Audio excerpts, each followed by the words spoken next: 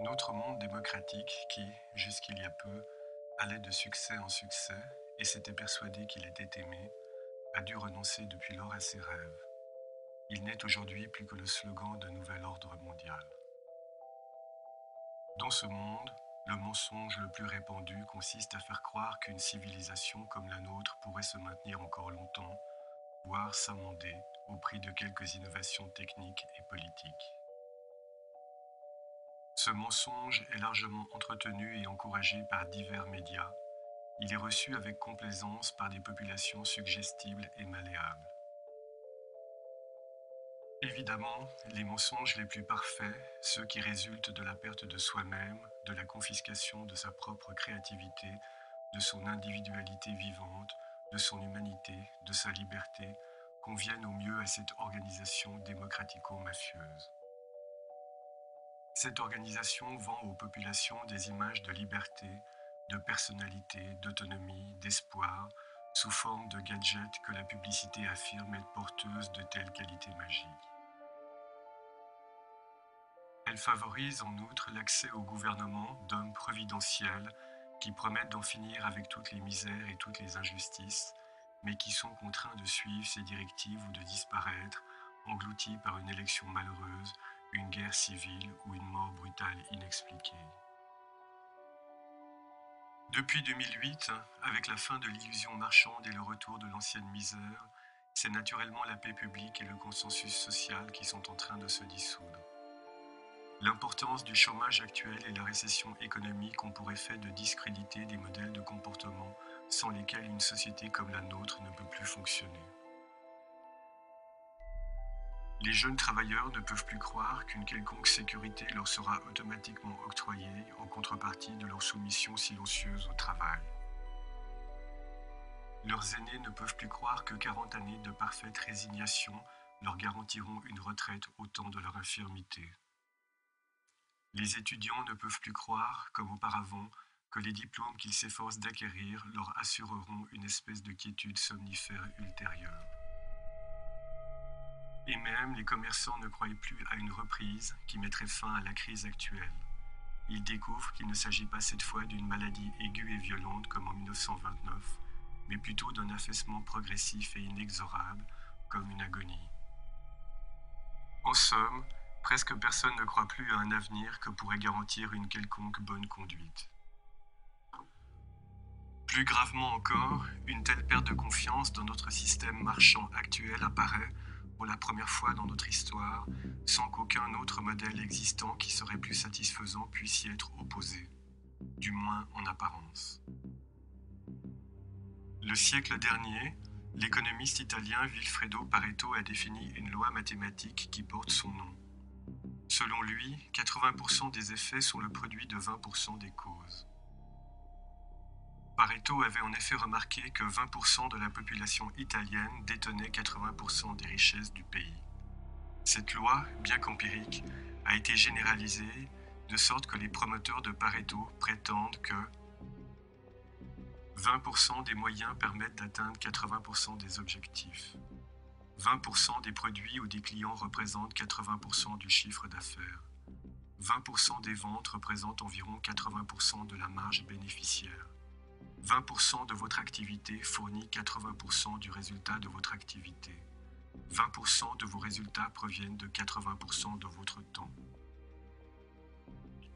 Cette loi fut érigée comme modèle du nouvel ordre mondial en 1995 lors du premier State of the World Forum qui avait eu lieu en présence des principaux dirigeants politiques et économiques mondiaux.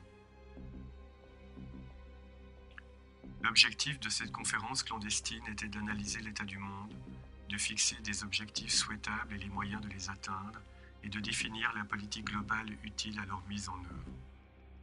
La conclusion fut que la mise en place d'une société 20-80, basée sur le principe de la loi de Pareto, était non seulement souhaitable, mais également inévitable. Ce modèle est celui d'une société dans laquelle le travail de 20% de la population mondiale sera suffisant pour soutenir la totalité de l'appareil économique de la planète. La population restante, soit 80%, s'avérera inutile et, ne disposant ni de travail ni d'aucune forme d'occupation, nourrira une frustration croissante et donc sera potentiellement dangereuse pour l'ordre en place. Comme nous le répétons depuis plusieurs années sur Mechanopolis, cette crise financière ne sert en réalité qu'à réformer l'économie en créant des chocs successifs qui permettent d'adopter des résolutions qu'aucune mesure démocratique n'aurait pu permettre. Les plans d'austérité qui ont frappé les pays qui bordent la Méditerranée et qui, tel un tsunami, ne tarderont plus à atteindre la France, ne sont que la première phase de ce vaste plan de restructuration.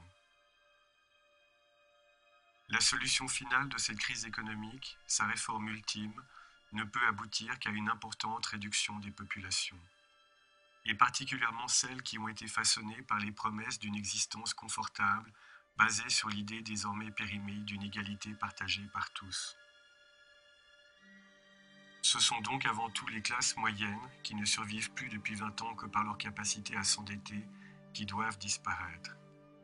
Cette classe moyenne avait pu prospérer pendant les 30 glorieuses, alors que les matières premières abondaient, que les masses salariales étaient acceptables et que le reste du monde dépendait de l'Occident. Mais aujourd'hui, cette classe moyenne ne remplit plus les critères de productivité maximale et même, d'une certaine manière, pour l'oligarchie au pouvoir, elle coûte plus que ce qu'elle rapporte. Cela explique en partie, malgré les difficultés croissantes de nos gouvernements à subvenir aux besoins fondamentaux des populations nationales, leur intérêt à favoriser toujours davantage l'immigration massive d'individus plus enclins à accepter les conditions d'un esclavagisme volontaire. Peu importe de savoir quelle forme prendra cette abomination, une guerre, une pandémie, un cataclysme naturel ou une attaque terroriste de grande envergure, il nous suffit de savoir et de comprendre qu'elle est imminente. Un philosophe arabe disait « La confluence est l'approche du néant, dans la confluence totale, la présence remue ». La bâtardisation s'étend à toutes les activités de l'homme et les dissocie à l'extrême. Mais, se dissociant du même coup, elle devient partout plus vulnérable. Sous la dissociation, il y a l'unité, sous l'usure, la concentration d'énergie, sous l'émiettement de soi, la subjectivité radicale, le qualitatif en lieu et place du quantitatif. C'est à ce niveau que doit se concevoir un renversement des forces.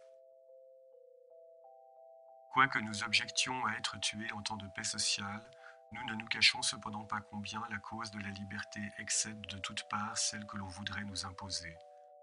Ce n'est pas sans raison qu'elle se sent à l'étroit dans les formes pratiques et les formulations actuelles des oppositions à ce nouvel ordre mondial. Notre ambition n'a jamais été de tenir le rôle de lucide mais désarmé et passif chroniqueur de la lutte contre toutes les formes de domination.